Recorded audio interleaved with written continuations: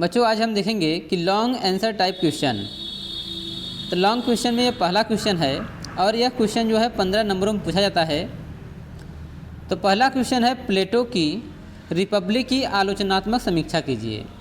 तो प्लेटो की जीवन की सबसे महत्वपूर्ण अगर कोई रचना हुई है तो वह हुई है रिपब्लिक। रिपब्लिक जो है यह उनके जीवन की सबसे सर्वोत्तम कृति है। अपने जीवन में प्लेटो ने लगभग जो है 36 संवाद लिखे हैं, जिनमें रिपब्लिक सबसे महत्वपूर्ण और सबसे विख्यात पुस्तक में निकली है। तो रिपब्लिक प्लेटो की सबसे सर्वोत्तम कृति है। इसमें उसकी नाटकीय शैली, कवित्व और कल्पना की उड़ान का अपूर्व रूप देखने को मिलता है। इसमें गणराज्य यानी रिपब्लिक और न्याय का दोहरा शीर्षक प्राप्त है। यानी कि इस पुस्तक में हम लोग जानते हैं गणराज्य के विषय में, रिपब्लिक के विषय में और न्याय के बारे में हमें काफ़ी उल्लेख मिलता है। लेकिन इस आधार पर इसे राजनीति विज्ञान या विधान शास्त्र का ग्रंथ नहीं समझा जाना चाहिए। यह इससे बहुत अधिक अलग है और समाजशास्त्री, आध्यात्मिक और शैक्षणिक सभी समस्याओं की विवेचना की गई है। यह तो एक प्रकार के संपूर्ण मानव जीवन का दर्शन है। तो रिपब्लिक में जो उनकी ग्रंथ है, इसमें मानव जीवन का संपूर्ण दर्शन है। वास्तविकता में यह है कि प्लेटो के समय में आधुनिक काल की भांति विभिन्न शास्त्रों का पृथक पृथक अस्तित्व नहीं था। लगभग मानव जीवन एक ही शास्त्र था और रिपब्लिक में समस्त मानवीय दर्शन की विवेचना का प्रयत्न किया गया है। तो आंसर देखते हैं कि विश्व के प्रायः सभी विद्वान प्लेटो की रिपब्लिक को अद्वितीय और श्रेष्ठतम कृति मानते हैं। जितने विद्वान हैं उन्होंने रिपब्लिक को सबसे सर्वोत्तम कृति माना गया है। यह प्लेटो की महानतम कृति है जिसे उसने जीवन की परिपक्व अवस्था में उस समय लिखा था जब उसके विचारों में उत्साह था। यानी कि जब प्लेटो जो है एक नई ऊर्जा से भरे थे, लगभग उनकी उम्र जो है 35 से 36 साल रही होगी, उस समय उन्होंने इसको लिखा था। यह प्लेटो की सर्वोत्तम प्रतिभा का प्रदर्शन है।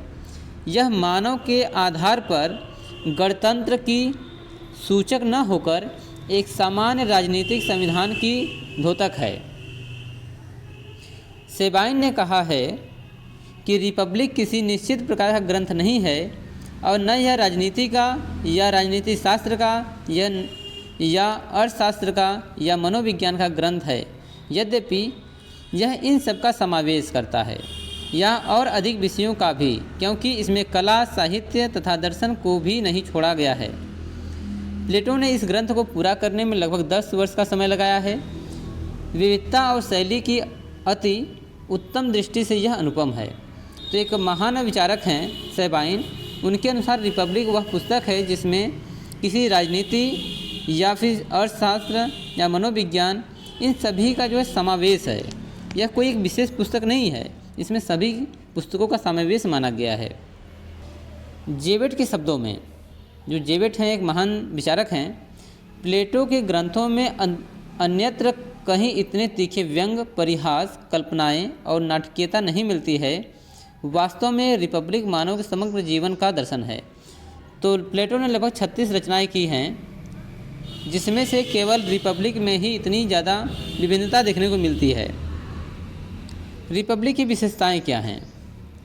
तो पहली विशेषता है, रिपब्लिक में प्लेटो मानव जीवन की मनोवैज्ञानिक एवं दार्शनिक विवेचना करते हैं। इस ग्रंथ में मानव के नैतिक तथा नागरिक जीवन का अध्ययन किया गया है और बताया गया है कि मनुष्य उत्तम जीवन की प्राप्ति कैसे कर सकता है। इसके लिए प्लेटो आदर्श राज्य का निर्माण करते हैं। तो रिपब्लिक में सबसे पहला दिखाया गया कि आदर्श राज्य क्या हैं, इनकी क्या विशेषताएं हैं, एक आदर्श राज्य में क्या होने चाहिए, ये हमें रिपब्लिक से देखने को मिलता है। दूसरा विशेषता है रिपब्लिक का उद्देश्य तत्कालीन राज्य व्यवस्था एवं समाज में व्याप्त हिंसापूर्ण स्वास्थ्य, वर्ग संघर्ष तथा अव्यवस्था जैसे रोगों का उपचार करना था। सोफिस्टों के व्यक्तिवाद का विरोध कर राज्य के साधारण रूप का प्रतिपादन करता है तथा यह बताता है कि व्यक्ति और राज्य में कोई संघर्ष नहीं है।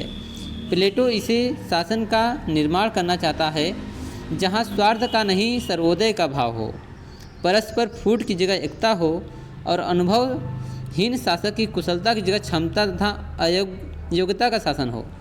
यानी कि प्लेटो में उन्होंने ये बताया है कि जो सोफिस्ट थे व्यक्तिवाद के समर्थन करते थे।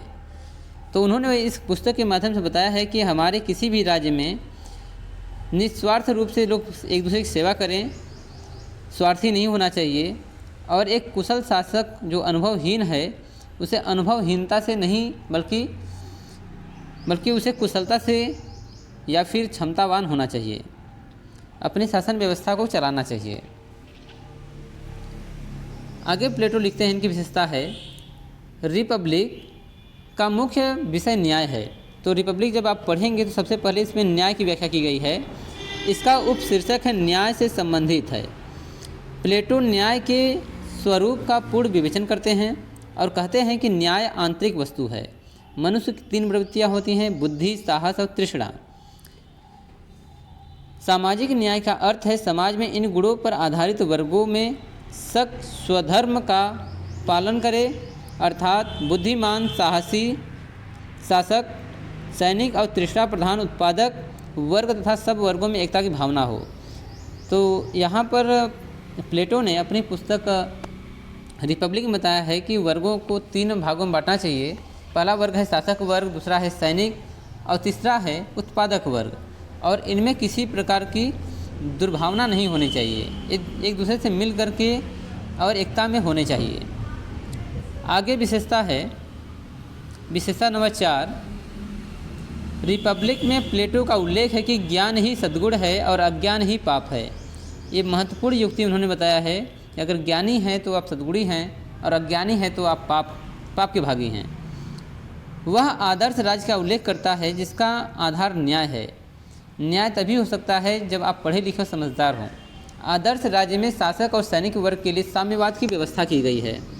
तो साम्यवाद की व्यवस्था जो है सैनिक वर्ग और शासक वर्ग में की गई है। दार्शनिक राजा है तथा शिक्षा की एक विशिष्ट योजना अपनाई गई है। रिपब्लिक की 5वां जो विशेषता है, रिपब्लिक एक साथ राजनीति और नीति शास्त्र का ग्रंथ है। तो रिपब्लिक में कई पुस्तकों का आप समावेश कर सकते हैं जिसमें राजनीति तथा नीति शास्त्र। प्लेटो राजनीति और नीति शास्त्र के मध्य अंतर नहीं करता है, यानी कि उस समय जो है ज़्यादा प्रकार की किताबें नहीं रही होंगी, तो नीति शास्त्र और राजनीति जो है एक ही पुस्तक में उन्होंने लिखा है। उसके अनुसार राजनीति नैतिक नियमों का विशुद्ध रूप है। जो सिद्धांत व्यक्ति पर लागू होना चाहिए वही राज्य पर भी लागू होना चाहिए। एक उत्तम व्यक्ति को नागरिक भी होना चाहिए। प्लेटो राजनीति की संपूर्ण समाज का नैतिक रूप मानता है। इस दृष्टि से रिपब्लिक राजनीति और नैतिकता का भी ग्रंथ है। तो यहाँ पर इस टॉपिक में आपने देखा कि रिपब्लिक में राजनीति है, नीति शास्त्र है और नैतिकता भी दिखाई गई है। आगे का जो टॉपिक है 6वां विशेषता है, रिपब्लिक शिक्षा पर लिखा एक महान ग्रंथ है। तो रिपब्लिक में शिक्षा का भी वर्णन मिलता है। रूसो के अनुसार रिपब्लिक को राजनीति का ग्रंथ मानने की अपेक्षा शिक्षा पर लिखा गया समग्र युगों का सर्वोत्तम ग्रंथ मानना चाहिए।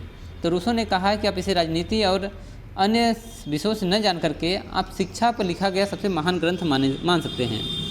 प्लेटो के विचार में सद्गुण ही ज्ञान है, इसलिए सद्गुण की अनिवार्य शिक्षा दी जानी चाहिए। प्लेटो का आदर्श राज्य उसकी शिक्षा प्रणाली पर ही टिका है। वह शिक्षा को एक सामाजिक प्रतिक्रिया मानता है जिसके द्वारा समाज की इकाइयाँ सामाजिक चेतना की ओर प्रवृत्त और पुष्ट होती हैं और सामाजिक मांगों को पूर्ण करना सिखाती हैं। वह शिक्षा पर व्यापक विचार करके इसके उद्देश्य तथा कार्यक्रम का सविस्तार विवेचना करता है।